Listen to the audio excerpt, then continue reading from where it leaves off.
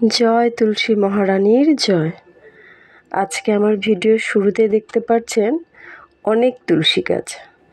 এই ভিডিওটি কিন্তু যখন আমি আসামে ছিলাম আমার বাড়িতে, তখন আমি এই ভিডিওটি করেছি। বাড়িতে গেলেই না মনটা এত ভালো হয়ে যায়, সকালবেলা উঠেই রাধা মাধবের নাম সংকীর্তন শোনা আর এই তুলসী গাছের পরিক্রমা করা। সত্যি মনটা এত ভালো হয়ে যায়, হয়তো বলে বোঝাতে পারবো না। আর আমার দাদু ঠাকুমা হয়তো অনেক বছর আগে একটি গাছ লাগিয়েছিলেন, সেই একটি গাছ থেকে আজকে শত শত গাছের উৎপত্তি।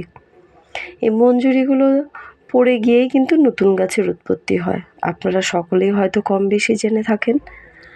আসলে কি বলুন তো, বাড়িতে গেলেই ওই রাধা মাধবের নামের সঙ্গে সঙ্গে এই তুলসী গাছ দেখা, ভোগ নেওয়া, আরতি দেখা, এইগুলো দেখলেই না মনটা ভীষণ ভালো হয়ে যায়। ছোটোবেলা থেকে তো রাধা মাধবের নাম শুনে বড় হয়েছি, তাই মনটা ভীষণ ভীষণ ভালো হয়ে যায়। আমি অনেক দিন ধরেই ইউটিউবে কোনো রকম ভিডিও আপলোড করতে পারছিলাম না। আসলে ভীষণ মনটাও খারাপ ছিল, সেজন্য আমি ভিডিও আপলোড করতে পারিনি। তার জন্য কিন্তু অনেক অভিমানী বন্ধুরা আমার হাত ছেড়ে চলে গেছেন। কোনো ব্যাপার না, চেষ্টা করব আরও ভিডিও দেওয়ার। তুলসী গাছ দেখতে দেখতে দেখুন কি সুন্দর একটা হলুদ ফুল আবার চোখে পড়েছে। ফুলটির নাম কিন্তু আমার জানা নেই, যদি আপনাদের জানা থেকে থাকে তাহলে অতি অবশ্যই কমেন্টে জানাবেন। আর তুলসী গাছের আশ্রয় নিয়ে কিন্তু এই দেখুন একটি কুমড়ো গাছও উঠেছে।